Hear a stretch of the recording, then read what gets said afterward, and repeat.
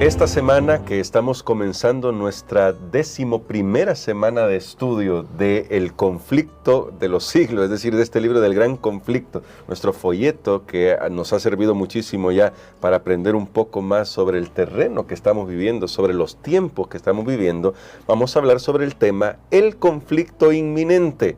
Así que vamos a aprender muchísimo y gracias a nuestro pastor Dani Perla que se encuentra con nosotros porque hay muchas cosas que vamos a cubrir. Algunas ya, pastor Dani Perla, las vamos a recordar de lo que ha sido nuestro estudio hasta ahora, pero ahí se van a agregar algunos otros elementos para terminar de darle forma a nuestra visión de lo que se acerca en el futuro cercano. Así que vamos a orar pidiendo la dirección de nuestro Dios. Bondadoso Padre, hoy venimos pidiendo sabiduría porque a veces nos cuesta dimensionar el tiempo en el que estamos viviendo y suplicamos que tu Espíritu Santo despierte nuestros corazones a la realidad del conflicto que estamos ya, en el cual estamos viviendo y que estamos ya desarrollando y de lo que falta por venir. Amén. En tus manos de amor nos encomendamos por Jesús. Amén. Para este día, pastor, vamos a conversar un poco sobre cómo el conflicto final en el libro de Apocalipsis se desarrolla.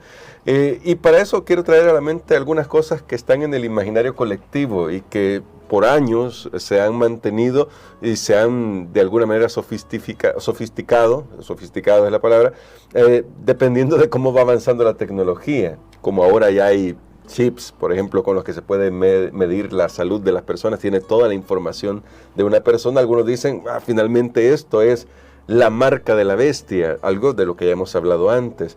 Otros, pastor, dicen, bueno, siempre ha sido el código de barras en los alimentos. Otros pensaron las tarjetas de débito, y más cuando comenzaron a usar los chips, o tarjetas de débito, crédito. Esto lo traigo a la mente porque, y lo traigo acá a esta conversación porque ¿qué es lo que enseña realmente el Apocalipsis sobre la naturaleza del conflicto final, pastor? Debido a que hay muchas ideas que pululan por ahí, incluso en la cristiandad, incluso quizás con bases teológicas supuestamente, pero ¿qué nos dice realmente la Biblia?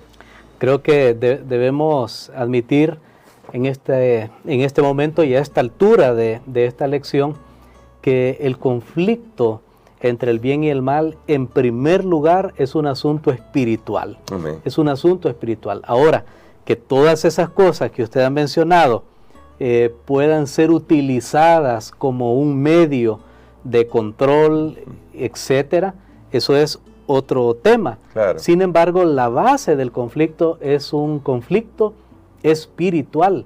Hay decisiones que hay que tomar. Y hablando de el asunto espiritual, sabemos que hay una palabra que es la que hemos estado enfatizando y es la palabra adoración. Adoración. Al final, el elemento importante en este conflicto entre el bien y el mal es la adoración, es nuestra lealtad, nuestros afectos, ¿a quién van? ¿A Dios o a alguien fuera de Dios? Porque esta es la realidad en este conflicto. Si nuestros afectos y nuestra adoración no es para Dios, definitivamente no hay muchos lugares más a donde ir, claro, sino que simplemente van hacia otro ser que intentó llegar a ser como Dios. Ahora, aquí quiero recordar algo que ya repasamos, y es que aunque la Biblia nos da esta fotografía, estas profecías son las fotografías que habíamos hablado adelantadas del futuro, Dios ya las tomó y nos las trae acá, hay todavía mucho detalle que no conocemos exactamente cómo se van a implementar. A veces cuando estudiamos profecía, tal vez no a veces, sino que siempre es más fácil hablar de lo que ya sucedió, lo que uno puede ver en el pasado, ya uno ve el cumplimiento. De hecho, Jesús mismo lo dijo, les digo esto para que cuando suceda creáis. Entonces, cuando sucedió un evento, por ejemplo, los discípulos recuerdan, Él nos dijo esto y nos mencionó, ellos veían toda la luz completa. Cuando es hacia el futuro, no es que no podemos saber, claro, podemos ver a grandes rasgos, pero aquí es donde hay que tener cuidado, hermano Gerson, de no ser muy enfáticos y que esto va a suceder así como yo lo creo y así como yo digo y en estos términos y que va a ser ese chip o que va a ser que ya nuestras cuentas de correo electrónico las van a usar. Ahora, yo no tengo ninguna duda, hermano Gerson, que si ahora en una guerra pueden entrar en juego todas esas cosas. Claro. De hecho, las guerras que nuestro mundo está viviendo actualmente, sabemos que hay guerras en el Oriente, allá en Rusia también, Ucrania. No hay duda que se usa la tecnología. Claro que sí. Y, por ejemplo, me llama la atención, si uno ha visto un poquito alguna noticia de Israel, Gaza, cómo se ha usado la tecnología para accesar a información, saber cuáles eran los movimientos del enemigo. Está bien, pero la base del conflicto no era la tecnología, eran otros temas. Entonces creo que lo mismo en este punto, hermano Gerson, tiene que ver con un asunto de adoración. Amén, amén, muy bien. Y quizás para poder ver esto en la perspectiva que nos presenta la Biblia con un tema que ya hemos abordado, me gustaría, pastor, que recordáramos el mensaje del primer ángel, pero antes de recordar el mensaje del primer ángel que aparece en Apocalipsis 14, viéramos otro pasaje que aparece siempre en Apocalipsis capítulo 4. Ahí en Apocalipsis 4 hay una escena que es una escena fascinante, definitivamente. Y en el verso 11 dice así: Señor, digno eres de recibir la gloria y la honra y el poder, porque tú creaste todas las cosas y por tu voluntad existen y fueron creadas. Y esto, pastor, recordando el mensaje del primer ángel que dice que hay que adorar al Creador que hizo el cielo, la tierra, el mar y la fuente de las aguas. ¿De qué nos habla respecto al punto central que está en juego cuando hablamos de adoración? Porque todos podemos decir, claro, pero pastor, está bien, yo estoy de acuerdo, está en juego la adoración, pero yo adoro a Dios. Y tal vez no lo adoro como usted, pero yo estoy convencido de que adoro a Dios. Pero, ¿qué elementos nos hablan el hecho de que se adora al Creador sobre qué distingue al verdadero adorador? Correcto. Alguien puede mencionar y decir, bueno, yo oro, leo la Biblia, sí, yo canto a Dios, entonces estoy adorando al Señor, al Creador.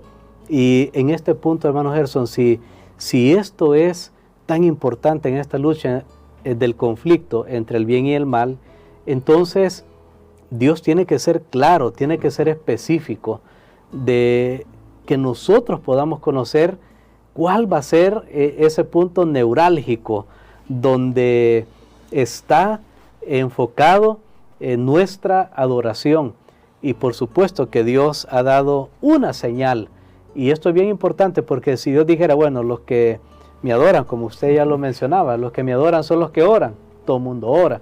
Los que me adoran son los que cantan, todos cantan. Los que me adoran son los que leen la Biblia, leen la Biblia, todo el mundo lee la Biblia.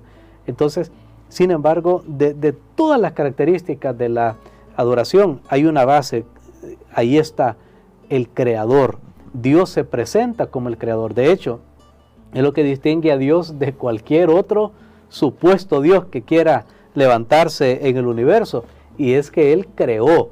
Él merece ser adorado porque Él es el Creador, solo que a pesar de que Él es el Creador, Él no me pide que yo lo adore a la fuerza, me pone libertad para que yo elija si lo voy a adorar a Él o no. Miren qué grande es nuestro Dios, amén, qué magnífico, contrario a lo que Satanás hace, que ya vamos a ver qué estilo quiere usar Él para exigir adoración. Pero entonces Dios ha sido bien enfático, y justo en este mensaje donde aparece esos temas de marca de la bestia, donde aparecen las bestias, donde aparece el mensaje de los ángeles, donde aparece la gran advertencia, cuidado si alguno adora otra cosa, la bestia, su imagen.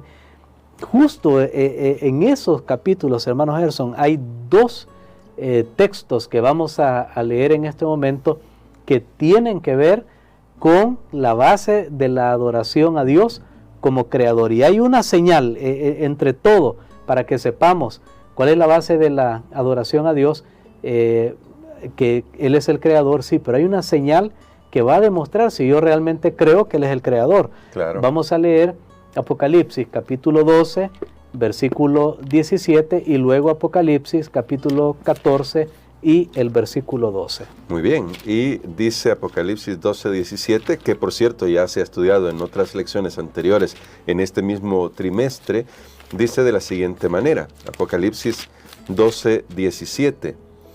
Entonces el dragón se llenó de ira contra la mujer y se fue a hacer guerra contra el resto de la descendencia de ella, los que guardan los mandamientos de Dios y tienen el testimonio de Jesucristo.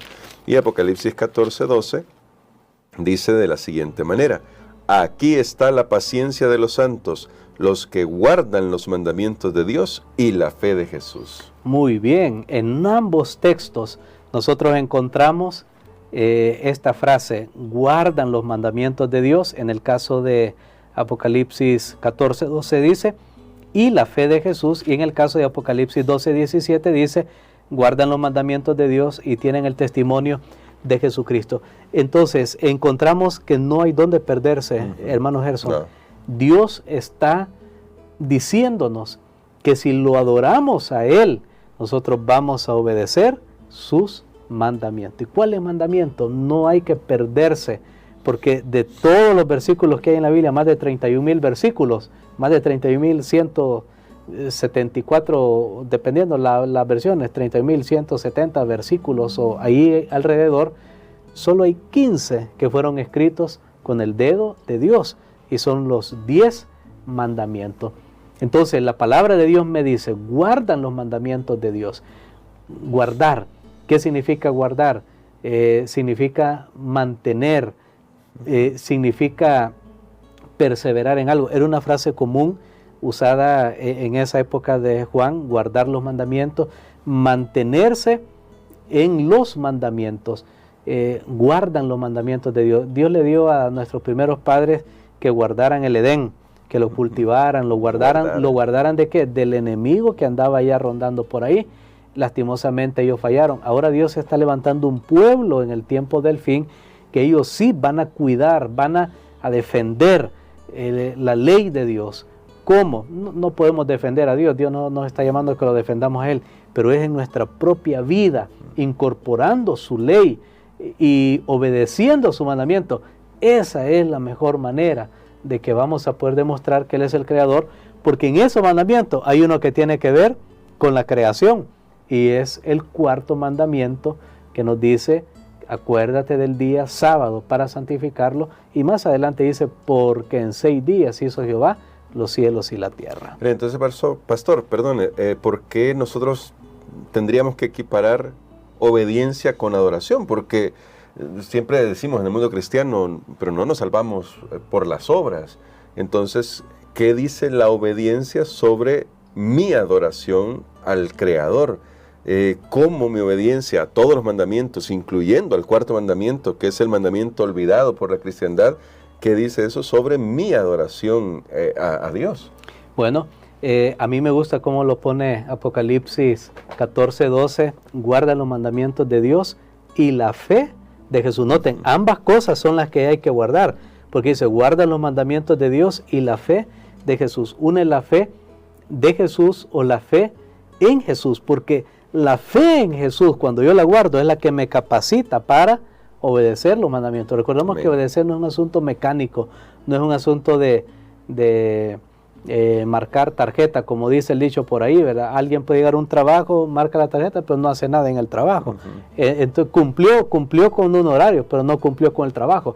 Ahora, guardar los mandamientos no es solo como un requisito desconectado de mi relación con Dios, y creo que ahí está la clave. Ahí está. Guardan los mandamientos de Dios, guardan la fe de Jesús, mantienen su fe en Jesús. Mientras mantenemos nuestra mirada en Cristo, Él nos capacita para obedecer. La salvación siempre será por gracia, pero esa gracia se va a manifestar y es por gracia y punto. Cuando digo pero me refiero es que va a producir frutos de justicia, y esos frutos de justicia tienen que ver con obedecer su mandamiento. Creo que Dios puso esta prueba sencilla, ha sido a lo largo de toda la historia de la humanidad. El pueblo de Dios se ha reconocido porque obedece al Señor, pero en un tiempo, en el fin, cuando se hagan leyes que vayan en contra de las leyes de Dios, guardar la ley de Dios va a ser todavía mucho más notorio, más sobresaliente, y por esa razón es que la palabra de Dios nos anima para que nosotros pertenezcamos a ese hermoso grupo. Amén, amén. Así que ahí está la invitación, queridos hermanos, queridos amigos. Gracias porque está en sintonía de esto, de esas transmisiones. Recuerde que incluso cuando hablamos del sábado, no estamos hablando de algo, de un invento ulterior de Dios. La Biblia nos lleva hasta el mismo jardín del Edén. Antes de que existiera el pecado, ya Dios nos había dejado este regalo, porque al final es un regalo maravilloso que nos recuerda quién es el Creador. Y quisiera, pastor, que orara por nosotros por eso, para que con la ayuda de Dios podamos comprender la naturaleza de este conflicto que ya estamos viviendo y que se acerca a su clímax al final, para que podamos estar en las manos de Dios. Amén. Padre, nuevamente te damos gracias, Señor, porque de una o de otra manera tú nos estás recordando la importancia de obedecer tus mandamientos. Gracias, Padre, porque tú eres maravilloso y nos das la fortaleza a través de Jesucristo. Permítenos, Señor, que si te amamos y te adoramos en verdad, nosotros podamos descubrir el significado de tus mandamientos para nuestras propias vidas.